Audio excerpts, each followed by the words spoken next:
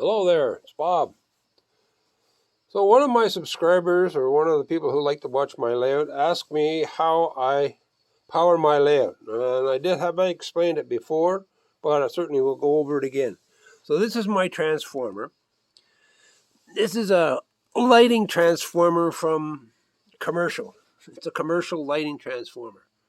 It's actually designed to be fed by 600 volts, which is our standard up here in Canada, 600 volts, 347 volts, 120, 240, 208. So those are all the voltages we have up here. But this is a 600 volt transformer to 120, 240.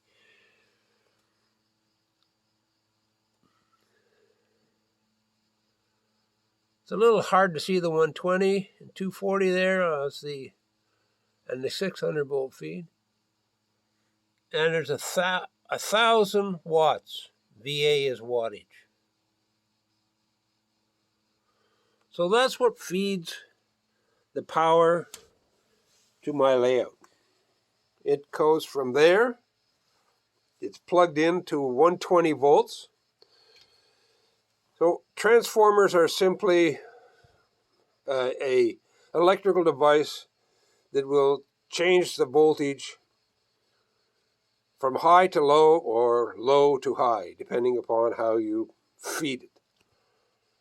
So this one here is fed with 120 volts, and out of it comes 24 volts. So if you divide 600 by 120, you get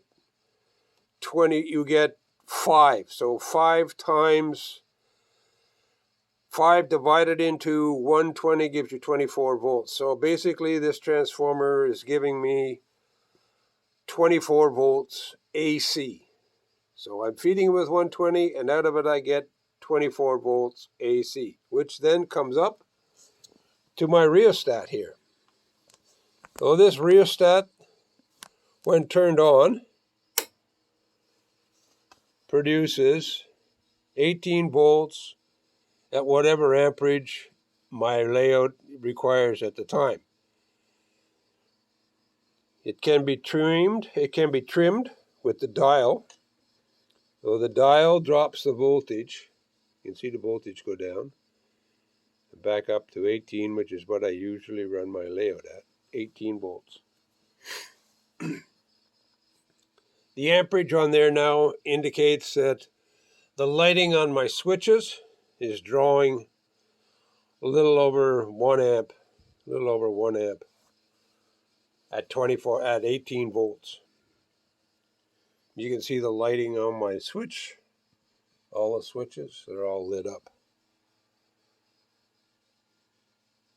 So the one switch here controls all the track voltage. You'll see the lights all go off. So that's track voltage off. And I have multiple drops around the layout. These type of drops here. I use them quite a bit.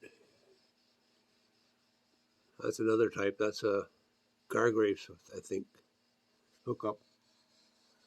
So I do use those, and I feed the track down here. You can see the sidings are fed. They're fed from the switches underneath here. Each one of those switches controls usually a siding. There's 2.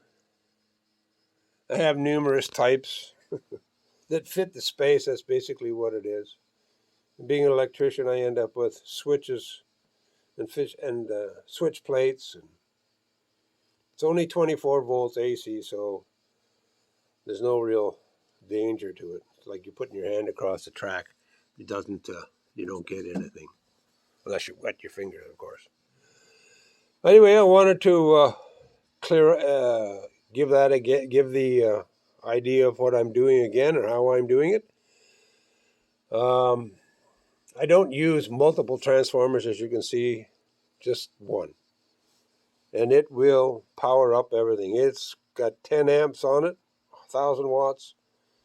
This is certainly more than I will draw on this layout. Now, mind you, I do draw sometimes. Well, when I light up the passenger train here, you can see it's lit up now.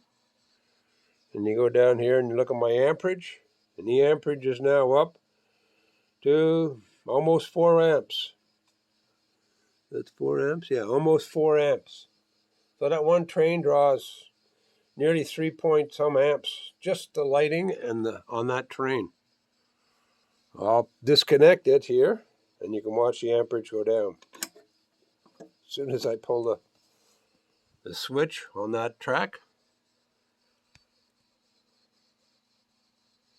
there we go, it's off. There we go, it's on. And the amperage is back up. So, that means I can control all my sidings individually, and I control my tracks on the top individually. It makes it for easier, just makes it a lot easier for me to control what is on and what is off.